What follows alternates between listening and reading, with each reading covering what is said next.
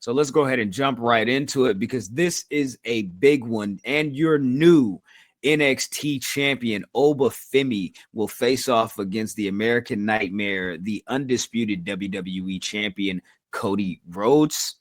There is a tag team match with the World Tag Team Champions, AJ Styles and Dragon Lee. They will face off against the young, the YNs, you feel me? Von Evans and Leon Slater. And then we've got Bayley facing off against Ruca.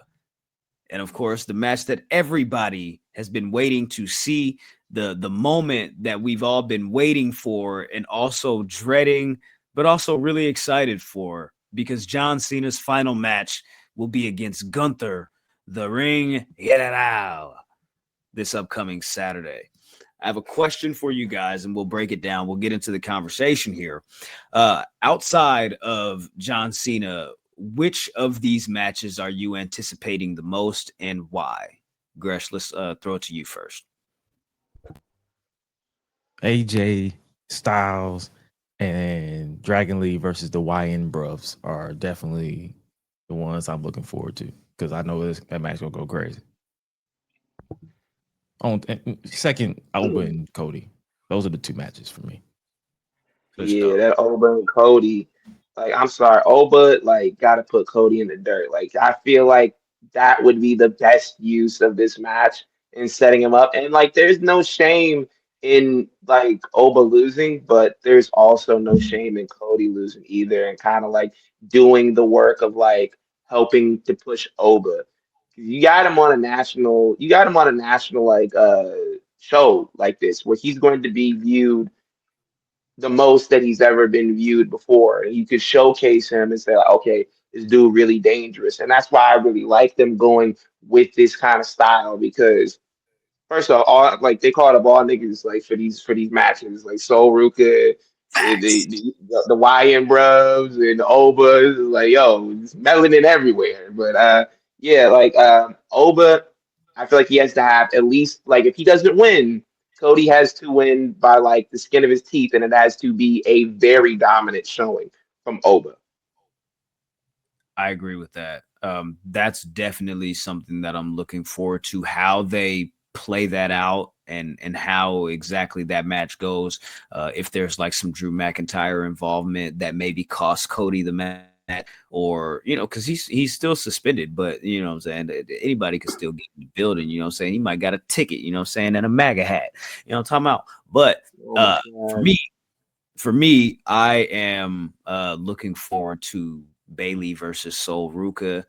I think Sol Ruca's progress and just how fast it felt like she picked things up and how like fast she was able to create a connection with the audience. I think that's really special. And I think this is an opportunity for her to really be able to showcase that, just like Oba is going to have an opportunity to showcase what he's going to be able to do in his strength and all those power moves and throwing Cody around, you know what I'm saying, this way, that way from Sunday. And then the YNs is finna go crazy. I know AJ and Dragon Lee finna bump for them. They finna have some type of crazy spot cooked up that's going to be, you know what I'm saying, having social media tripping.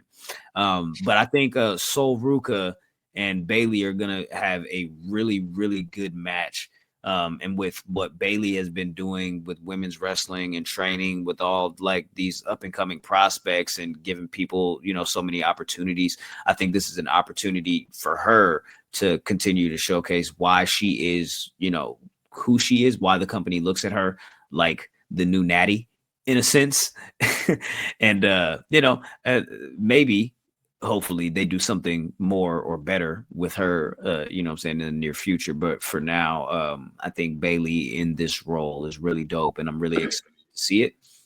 You know what I'm saying? She homegrown. You feel me? She from the Yay. So of course I'm always gonna rep for Bayley. But that, that's definitely what I'm looking for.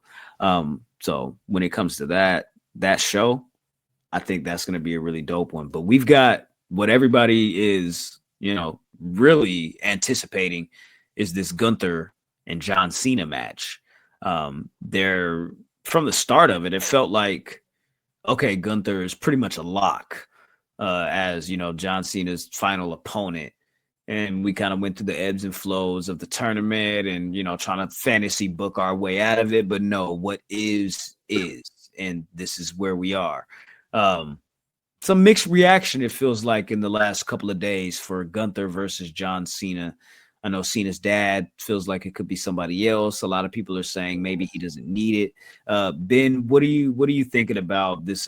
Like, what kind of feels like a bit of the same thing with the Braun Breaker thing, like this Gunther hate train. Like, why are we pushing this guy this way at this time? I'm going to say it right now. I said it before. I say it again. The people crave slop. They want slop. They say all the time, give us the 5-star matches. Give us the, push the guys, give them these spots and like get them to a different level. And now granted, you could have put Carmelo Hayes in the spot, and I think that would have probably been the best use of anybody in the tournament.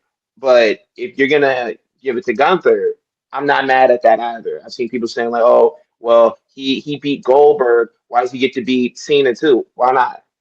Because just a few months ago, not even a few months ago, just like back at WrestleMania, people were like, oh, I would love to see John Cena go up against Gunther for the world title at WrestleMania. And like you guys wanted it back then. John Cena's father even said that he wanted Gunther to retire John Cena, and now it's something different when we get to the end. I've seen people saying it should be Edge, it should be Randy Orton, it should be this guy, it should be this guy, nostalgia matches. That doesn't do anything for anybody. And one day we will have a conversation about what this whole retirement tour did and like what like the good and the bad and give our overall take on it. But as of right now, the point that we're at right now, I think this is the best outcome, barring like Carmelo Hayes. Obviously, like I said, like a minute ago, there is nothing wrong with this. Like I don't know why people are turning on Gunther. I don't know what it is. And he's come out and he said it. Like, he's like, I love it. This is what I'm supposed to be doing. This is how I get paid. You're supposed to hate me. He doesn't have a problem with it. And you're not supposed to love the heels or whatever. That's not the point of wrestling and everything like that. But as far as like people legitimately complaining and saying like, "Oh, we don't want Gunther. It should be this person. It should be that person." Like, nigga, y'all be doing the yeet and be doing a dance when Jay Uso starts the entrance. I don't hear nothing you niggas got to say. The They people want want slop. they wanted to be LA Knight, but then okay, say you got your choice and he lost. Then what? Then what? Yeah, Y'all gonna bitch some more? Okay. probably. Okay. Does Cena lose or does he win his last match? I think he got to lose. I think he would put it on there. He would lose too because there's already been so much damage done to Gunther over the last year, like with him tapping out to Jay Uso and them putting him in the match with Pat McAfee. I feel like y'all he's playing with him. And he's rebounded like when he got the world title back and he was had that match with CM Punk. Like he's definitely rebounded, come back, run through the tournament and everything like that. But I don't think that if you want to keep Gunther a legitimate like star in people's eyes, he has to win. Yeah, he retired Goldberg. That's not really saying much. This nigga was on his last leg anyway, literally.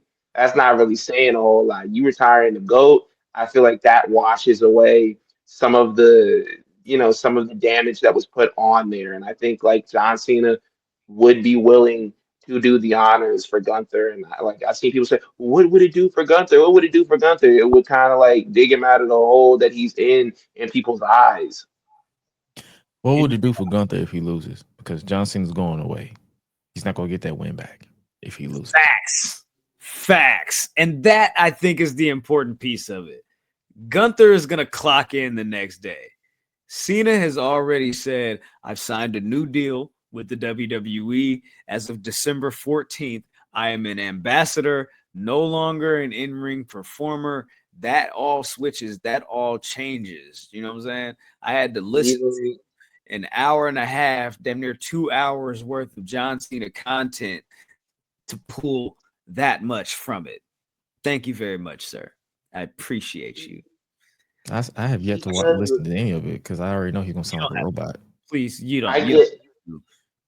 I get the clips because I feel like John Cena is a very, like, with his interviews, he's very wash, rinse, repeat. If you've heard one John Cena interview, you kind of heard them all.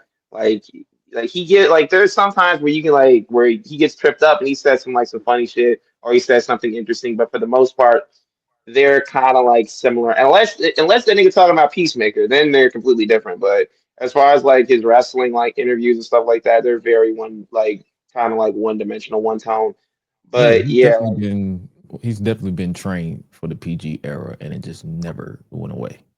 Super media trained. Question for you to close us out on Saturday night's main event and John Cena. Where do you have John Cena ranked? As far as like what is his GOAT status? Like where do you have him ranked amongst the people that you think are the best that we've seen in the industry? Unbiased, like setting aside my favorites, I like growing enough to know my favorite might not be the best. I would put him. I put him a solid 3. I put him behind, and this might be controversial. I put him behind Sting and Stone Cold. Are you saying like would that be like your top 5 or something like that? Are you saying? Like what that'd be my top 3. I gotta figure out the other 2. Those status, I'd put him like a strong number 3. As to WWE specifically, if you had to say like okay, like his run in WWE and what he means to WWE, you can make an argument that he is number 1 because of his time on top and how long he was like at the top of the card.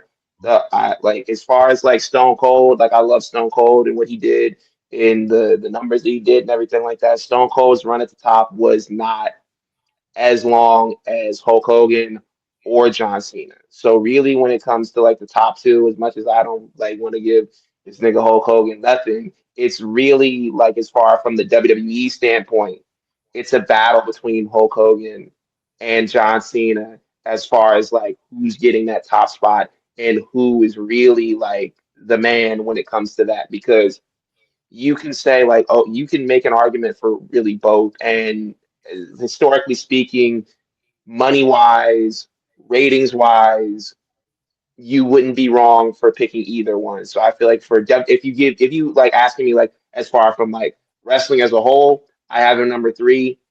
WWE, I would say he's definitely like in the argument for like top spot.